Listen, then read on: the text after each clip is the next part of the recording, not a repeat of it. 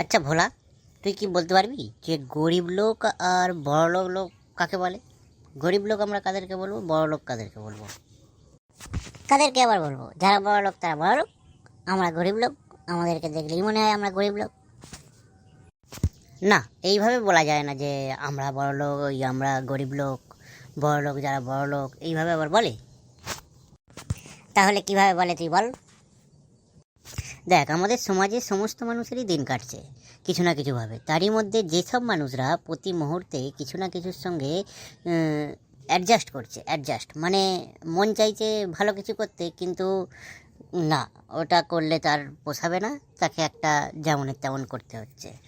সেই অ্যাডজাস্ট করে যারা চলছে তারা হচ্ছে গরিব লোক। আর যারা যেটা মন চাইছে সেটাই করতে পারছে, অথচ তাদের কোনো কিছু ফারাক পড়ছে না, আবার যেটা মন চাইছে সেটা করতে পারবে, তাদের কাছে অ্যাভেলেবেল সবসময় টাকা থাকে যে যা মন চায় তাই করার জন্য, সেই ব্যাপারটাকে, সেই মানুষগুলোকে বড়লোক বলা হচ্ছে।